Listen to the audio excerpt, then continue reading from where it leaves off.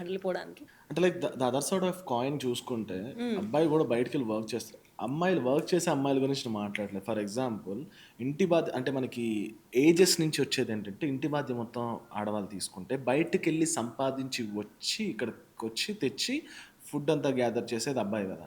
అక్కడ వాడు ఒక 100 రకాల టెన్షన్‌లు పడుతూ, మళ్ళీ ఇంటికొచ్చి సేమ్ ఇక్కడ పీస్ ఆఫ్ థింగ్ దొరకకపోయి, అది అవ్ తేలేదు, ఇది తేలేదు. ఒక చిన్న చిన్న వాటికి ఇంతింత పెద్ద గొడవలయ్యి, వాడు కూడా మెంటల్‌గా స్ట్రెస్ ఫీల్ అయ్యే థింగ్స్ ఉంటాయి గదా! వుమెన్ వాళ్ళు వు చాలా ఎక్కువ హర్ట్ అవుతున్నారు. విమెన్ ఇన్ హోమ్స్ ఆడవాళ్ళు, ఇళ్లల్లో ఉండే ఆడవాళ్ళు, ఇళ్లల్లో ఉండే మగవాళ్ళకి రిఫ్లెక్షన్స్ కూడా.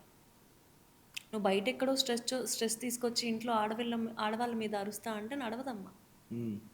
ఆడవాళ్ళు వాళ్ళు పంచింగ్ బ్యాగ్సా ఏమన్నా? బయట స్ట్రెస్‌ని గడప బయట వదిలేసిరా. ఇంట్లో నీతో పాటు నీలాగే బతుకుతున్న మనిషి ఉంది. తనకి ఎంపతి అవసరం. తనతో ప్రేమతో మాట్లాడాల్సిన అవసరం ఉంది. తల్లైనా, చెల్లైనా, అక్కయినా, భార్య అయినా, లవర్ అయినా, ఎవరైనా సరే. బట్ అదర్ సైడ్ ప్రేమగా నాకు నాకు డౌట్ మాట్లాడాల్సిందే. వస్తుంది అడుగుతున్నా. ఇప్పుడు ఫర్ ఎగ్జాంపుల్ మరి అదే అమ్మాయి, అదే 4 గోడల మధ్య పొద్దున్నుంచి సాయంత్రం ఉండేసరికి, ఆ రిఫ్లెక్షన్ అబ్బాయి బయట నుంచి వచ్చిన అబ్బాయి మీద చూపించిన దానికి రీజన్ ఏంటి? అంటే నువ్వు నాకు కరెక్ట్ ఎగ్జాంపుల్ చెప్పు. ఇప్పుడు మగాళ్ళ గురించి మాట్లాడుతున్నప్పుడు బయట మగాడెళ్ళి 100 విషయాలు హ్మ్. హ్మ్. చేస్తున్నాడు. హ్మ్. ఆడవాళ్ళు ఇంట్లో ఉండి 100 విషయాలు చేయట్లేదని నువ్వెందుకు అనుకుంటున్నావు? హ్మ్. హ్మ్. ఇల్లు చూసుకోవడం అంత చులకనైన పనిలా అనిపిస్తుందా నీకు? హ్మ్. నలుగురికి వండి పెట్టడం అంత స్ట్రెస్ ఫ్రీ జాబ్‌లా అనిపిస్తుందా నీకు? విమెన్ బాడీలో ఏమేమి అవుతాయో తెలుసా? 28 డే సైకిల్ నడుస్తూ ఉంటుంది. ల్యూటిల్ ఫేజ్ ఉంటుంది. ఫాలిక్యులర్ ఫేజ్ ఉంటుంది. ఆ ఫేజెస్ నడిచినప్పుడల్లా బాడీ హార్మోన్స్ మారిపోతాయి.